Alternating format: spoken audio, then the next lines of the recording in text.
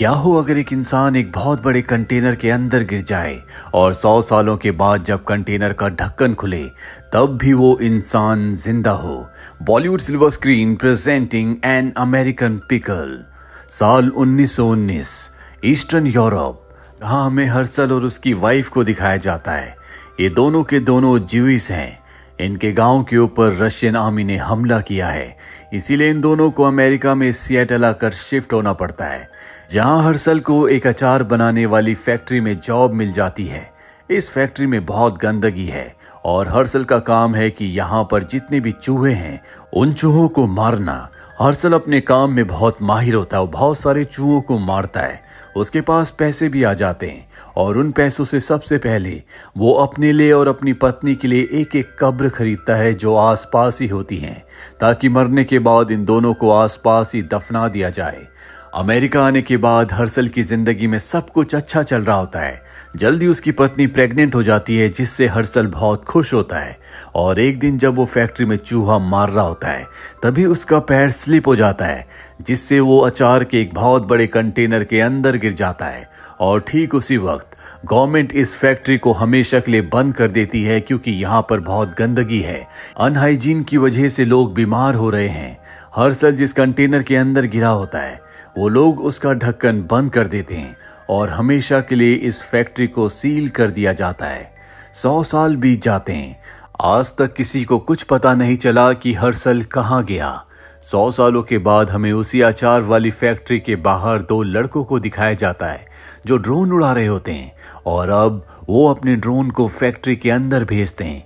और तभी उनका ड्रोन उसी कंटेनर से टकराता है जिसके अंदर 100 साल पहले हर्सल गिरा था। और जैसे ही ड्रोन ढक्कन से टकराता है, ड्रोन वहीं पर गिर जाता है, थोड़ा सा ढक्कन भी खुल जाता है। अब वो दोनों लड़के ऊपर आते हैं, वो देखते हैं कि उनका ड्रोन वहीं पर गिरा हुआ है, और ड्रोन के लगने से जो ढक्कन खुला होता है वो उस ढक्कन को पूरा खोल देते हैं। और तभी अंदर से हर्सल निकलता है जो 100 सालों के बाद भी जिंदा है। उसे देखकर वो दोनों के दोनों लड़के डर जाते हैं। पर हैरानी की बात यह होती है कि 100 साल बीत जाने के बाद भी उसकी उम्र नहीं बढ़ी। वो उतना ही जवान होता है जितना जवान उस वक्त था जब वो कंटेनर के अंदर गिरा था। और अब वैज्ञानिक उसके ऊपर शोध करते हैं। वो पूरी तरह से ठीक होता है। वैज्ञानिकों को पता चलता है कि उसके परिवार में उसके ग्रेट ग्रैंडसन के अलावा कोई नहीं बचा। जल्दी उसके ग्रेट ग्रैंडसन को बुलाया जाता है, जिसका नाम बेन है। अब हर्सल जब बेन को देखता है तो पहचान जाता है कि ये मेरा परपोता है, क्योंकि उसकी शक्ल उससे हूबहू मिलती है। हर्सल जब बाहर जाता है तो बाहर की दुनिया को देखकर दंग रह जाता है, क्योंकि पिछले 100 सालों में दुनिया पूरी तरह से बदल चुकी है। इसके बाद बेन उसे अपने घर ब्रुकलिन ले आता है। हर्सल जब अपने परपोते का घर देखता है तो वो हैरान हो जाता है, क्योंकि यहाँ पर हर एक फैसिलिटी होती है। जबकि खुद रशियन सोल्जर्स की वजह से ईस्टर्न यूरोप से अमेरिका आने के बाद उसने अपनी जिंदगी गरीबी में बिताई थी। वो पैसे कमाने के लिए अचार की फैक्ट्री में चूहों को मारा करता था। और उसका परपोता बेन एक प्रेस्टिजियस काम करता है, वो एप्लीकेशंस बनाता है जो आज की दुनिया का काम है। हालांकि हर्सल को ये काम समझ में नहीं आता, क्योंकि 100 साल पहले किसी भी तरह की कोई भी टेक्नोलॉजी नहीं थी। बेन बताता है कि मैं 5 सालों से एक ऐप पर काम कर रहा हूँ जिसका नाम बू बॉप है। ये एक ऐसी एप्लीकेशन है जिससे किसी भी कस्टमर को ये पता लग सकता है कि जो भी सामान वो दूसरी एप्लीकेशंस में खरीद रहे हैं वो जेन्युइन है या नहीं। अब क्योंकि हर्सल ने अपने बेटे को कभी नहीं देखा था, क्योंकि उसके पैदा होने से पहले वो अचार के कंटेनर में गिर गया था, इसीलिए वो एल्बम में उसकी फोटोज देखता है।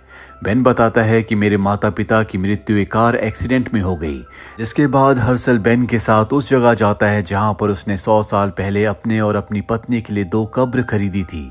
वो देखता है कि उसकी पत्नी की कब्र की हालत बहुत ज़्यादा ख़राब है, जो देखकर उसे बिल्कुल अच्छा नहीं लगता। साथ ही ऊपर एक बिलबोर्ड लगाया जा रहा होता है जो कि रशियन कंपनी का है। ये शराब की एडवर्टीजमेंट होती है।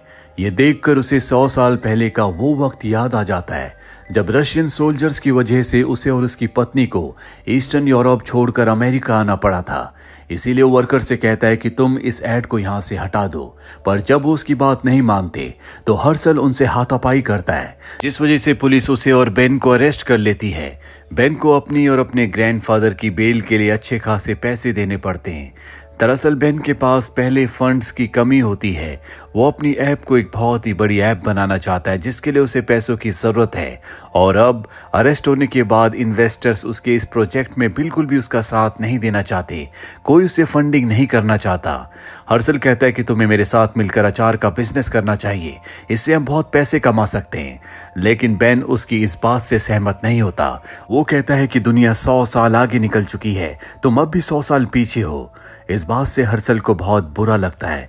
वो कहता है कि मैं बहुत पैसे कमाऊंगा और उन पैसों से अपनी पत्नी की कब्र के ऊपर जो रशियन एडवर्टीजमेंट की शराब का ऐड है उसे मैं हमेशा के लिए हटवा दूंगा। और ये कहकर वो वहां से चला जाता है। वो एक सुपरमार्केट में जाता है जहां पर वो कुछ क्यूकम्बर्स खरीदता है ताकि उनका अचार बना सके, लेकिन ये बहुत महंगे होते हैं, उसके पास इतने पैसे नहीं है, इसीलिए उसे क्यूकम्बर वहीं पर छोड़ने पड़ते हैं। हर्षल को कुछ समझ नहीं आता कि वो क्या करे। तभी उसकी नज़र कूड़ेदान में जाती है जहां पर बहुत सारी रॉ सब्जियां लोगों ने फेंकी होती है। इनमें क्यूकम्बर भी होते हैं जो उसे चाहिए। वो क्यूकम्बर वहां से ले लेता है। साथ ही अलग अलग कूड़ेदान में जाकर वो अचार बनाने का सभी सामान इकट्ठा कर लेता है, जिसके बाद वो अचार बनाता है। और अचार बनाने के बाद जब वो शहर में बेचने के लिए जाता है तो लोग उसका अचार बहुत जल्दी खरीद लेते हैं, क्योंकि ना तो इसमें कोई केमिकल होता है, साथ ही मार्केट प्राइस से बहुत कम होता है। इसीलिए देखते देखते उसकी दुकान में भीड़ लग जाती है। वो कहता है कि जब तुम्हारा अचार खत्म हो जाए तो इसी डब्बे को वापस लाना, मैं इसी डब्बे में दोबारा अचार भर दूंगा। लोगों को लगता है कि वो कितना महान है, उसे प्रकृति की नेचर की कितनी चिंता है। वो नहीं चाहता कि हम बार बार चीज़ों को बनाएं जिससे प्रकृति को नुकसान होता है। लेकिन हर्षल दरअसल अपने पैसे बचाना चाहता था। अब सोशल मीडिया वाले भी उसे कवर करते हैं, जिस वजह से वो बहुत फेमस हो जाता है। उसके पास अब अच्छे खासे पैसे आने लगे हैं। वहीं बेन को दिखाया जाता है जिसके पास अब भी अपनी एप्लीकेशन के लिए पैसे नहीं आए। और एक दिन वो सोशल मीडिया पर अपने ग्रेट ग्रैंडफादर का यानी कि हर्षल का वीडियो देखता है। वो देखता है कि उसके अचार को लोग बहुत पसंद कर रहे हैं, वो बहुत पैसे कमा रहा है, जिस बात से उसे अच्छा नहीं लगता, क्योंकि हर्षल ने उसे चैलेंज किया था और वो इस चैलेंज को नहीं हारना चाहता। इसीलिए वो हेल्थ डिपार्टमेंट को कंप्लेन कर देता है कि हर्षल अपने अचार को कूड़ेदान से उठाई हुई सब्जियों से बनाता है, जिसके बाद उसके काम पर रेड मारी जाती है। उसके काम को बंद कर दिया जाता है, साथ ही उस पर $12,000 का फाइन लगाया जाता है। उसने जितने पैसे कमाए थे अब सब के सब पैसे गंवा दिए। उसके 2 कस्टमर्स होते हैं जो उसे सलाह देते हैं कि तुम्हें हेल्थ डिपार्टमेंट के अकॉर्डिंग अपने अचार को बनाना होगा, जिसके लिए तुम्हें लोगों की यानी कि मैन पावर की ज़रूरत है। तुम्हें इंटर्न रखने चाहिए, ऐसे में ना तुम्हें उन्हें सैलरी देनी होगी, तुम उन्हें काम सिखाओगे और तुम्हारा काम भी हो जाएगा। हर्षल को लगता है कि बिना पैसों के कौन काम करेगा, ये तो एक तरह की बदुआ मजदूरी हुई। लेकिन उसे ये आइडिया अच्छा लगता है, जिसके बाद वो इंटर्न के लिए एक इंटरव्यू रखता है। बहुत सारे लोग उसके पास काम करने के लिए आते हैं और अब उनकी मदद से वो हेल्थ डिपार्टमेंट की गाइडलाइंस के हिसाब से अचार बनाता है, जिसके बाद उसके अचार को चेक किया जाता है और उसके सभी सैंपल्स पास हो जाते हैं। अब क्योंकि उसके पास मैन पावर है, उसके पास काम करने वाले बहुत सारे लोग हैं, इसीलिए उसका बिजनेस बढ़ जाता है, बहुत सारे पैसे कमा लेता है। और उन पैसों से सबसे पहले वो उस बिलबोर्ड को खरीद लेता है जो उसकी पत्नी की कब्र के ऊपर है। साथ ही वो इन्वेस्टर जिसके पास बेन गया था, बेन चाहता था कि वो उसकी एप्लीकेशन में उसके काम में इन्वेस्ट करे, लेकिन वो बताता है कि मैं तुम्हारी एप्लीकेशन में इंटरेस्टेड नहीं हूँ, बल्कि मैं हर्षल के अचार वाले बिजनेस में ज़्यादा इंटरेस्टेड हूँ। और अब हर्षल उस बिलबोर्ड के पोस्टर को लेकर बेन के पास जाता है। वो खुशी मनाना चाहता है क्योंकि उसने वो कर दिखाया जो करना चाहता था। साथ ही वो बेन की मदद भी करना चाहता है, लेकिन बेन उससे बहुत ज़्यादा जेलस होता है। बातों ही बातों में हर्षल पोलैंड के लोगों के बारे में कुछ ऐसी बातें बोल देता है जो आज से 100 साल पुरानी थी, जो कि कंट्रोवर्शियल हैं। इस बात से बेन को एक आइडिया आता है। वो कहता है क्यों ना तुम अपना ट्विटर अकाउंट बनाओ और ये सभी बातें उस पर कहो। हर्षल उसकी बात मान जाता है और वो सभी बातें अपने ट्विटर अकाउंट पर बोलता है, जिससे उसके खिलाफ बहुत सारे लोग हो जाते हैं, उसके बिजनेस को बॉयकॉट करते हैं, जिसमें उसके अपने इंटर्न भी होते हैं।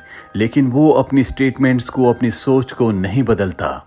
धीरे धीरे कुछ ऐसे लोग भी होते हैं जो पुराने रीति रिवाजों से बहुत ज़्यादा कनेक्टेड हैं। वो हर्षल को सपोर्ट करते हैं और अब हर्षल को एक प्लेटफॉर्म पर बुलाया जाता है जहां पर उसे कॉलेज के एक प्रोफेसर के साथ डिबेट करनी होगी। साथ ही ऑडियंस में जितने भी लोग हैं वो भी उससे सवाल पूछ सकते हैं। दरअसल क्रिश्चियनिटी फैलने की वजह से ही उसे ईस्टर्न यूरोप से अपनी पत्नी के साथ यहाँ पर आना पड़ा था। वहाँ भीड़ में बेन भी होता है जो अंधेरे का फायदा उठाकर उससे सवाल पूछता है कि क्रिश्चियनिटी के ऊपर आपको क्या कहना है। वो कहता है कि क्रिश्चियनिटी को फॉलो करने वाले पागल हैं। साथ ही वो जीसस के बारे में भी उल्टा सीधा कहता है, जिस वजह से वो लोग जो अब तक उसके साथ थे वो भी उसके खिलाफ हो जाते हैं। वो उसे मारने के लिए उसका पीछा करते हैं। हर्षल किसी तरह से अपनी जान बचाकर वहां से भागता है और एक गली में छुप जाता है। रात को टीवी पर न्यूज देखता है जहां पर बताया जा रहा होता है कि हर्षल को अब यूरोप वापस भेज दिया जाएगा क्योंकि वो गैर कानूनी तरीके से हमारे देश अमेरिका आया था, लेकिन वो अमेरिका से नहीं जाना चाहता। इसीलिए वो अपने ग्रेट ग्रैंडसन से यानी कि बेन से मदद मांगने के लिए जाता है। वो कहता है कि मैं ईस्टर्न यूरोप ना जाकर कनाडा जाना चाहता हूँ। जंगल के रास्ते में बॉर्डर पार करके कनाडा चला जाऊंगा, वहीं पर अपना बिजनेस करूंगा। मुझे इसमें तुम्हारी मदद चाहिए। बेन उसकी बात मान जाता है और अब अगले दिन ये दोनों के दोनों जंगल के रास्ते होते हुए कनाडा के लिए निकल पड़ते हैं। रास्ते में बेन के हाथ में चोट लग जाती है जो देखकर हर्षल अपने कपड़े का टुकड़ा फाड़कर उसके हाथ पर बांध देता है। दरअसल वो बेन से बहुत प्यार करता है, हालांकि बेन के लिए उसके दिल में कोई जगह नहीं है। अब रात हो जाती है, बहुत ज्यादा ठंड होती है, इसीलिए हर्षल बेन को अपने गले से लगाकर सो जाता है। अगली सुबह ये बॉर्डर तक पहुंच जाते हैं, पर अब बेन को अपने ग्रेट ग्रैंडफादर हर्षल के लिए बुरा लग रहा होता है। वो उन्हें सच बता देता है कि मैंने भीड़ से तुमसे क्रिश्चियनिटी के ऊपर सवाल पूछा था क्योंकि मुझे पता था कि तुम इसका आंसर क्या दोगे। ये सुनकर उन्हें गुस्सा आ जाता है और वो बेन को एक पंच मारते हैं जिससे बेन बेहोश हो जाता है। और अब यहाँ पर आर्मी के लोग भी आ जाते हैं, लेकिन हर्षल छुप जाता है। उसके पास बेन का ट्रिमर होता है जिससे वो अपनी बियर्ड को काट देता है। वो हूबहू बेन की तरह लगता है, इसीलिए वो आर्मी वालों के पास जाता है और उन्हें बताता है कि मेरा नाम बेन है, मैं एप्लीकेशंस बनाता हूँ। उन्हें बेवकूफ़ बनाकर वो वहाँ से निकल जाता है, जिसके बाद आर्मी वालों को असली बेन मिल जाता है, लेकिन वो उसे बेन नहीं बल्कि हर्षल समझते हैं, इसीलिए उसे गिरफ्तार कर लिया जाता है। उसके ऊपर केस होता है। हालांकि बेन बताने की कोशिश करता है कि मैं हर्षल नहीं हूं, मैं बेन हूं, लेकिन उसकी बातों पर कोई विश्वास नहीं करता और उसे ईस्टर्न यूरोप उसी गांव में वापस भेज दिया जाता है जहां से आज से 100 साल पहले हर्षल अमेरिका आया था। यहाँ पर किसी को इंग्लिश बोलनी नहीं आती। बेन बहुत ज्यादा परेशान होता है, इसीलिए वो ज्यूस लोगों के टेम्पल में जाता है। वहीं हर्षल को सब कुछ पता होता है कि बेन के साथ क्या हुआ। उसे बेन के लिए बहुत बुरा लगता है। वो बेन के घर जाता है जहां पर वो बेन की तस्वीरों को देखता है। वो देखता है कि बेन ने बचपन में एक स्केच बनाया था जो कि उसके मॉम डैड का था। उसने अपने डैड का निकनेम बूप और अपनी मॉम का निकनेम बॉब रखा था और यही नेम उसकी एप्लीकेशन का भी था, जिससे हर्षल को एहसास हो जाता है कि उसकी नज़रों में उसकी फैमिली की कितनी इम्पोर्टेंस है, जबकि हर्षल को अब तक ये लगता था कि उसे अपनी फैमिली की नेम की कोई भी परवाह नहीं है। इसीलिए हर्षल तय करता है कि खुद वो यूरोप जाकर बेन को वापस लाएगा। वो यूरोप में अपने गांव के उसी टेम्पल में जाता है जो कि ज्यूस लोगों का है।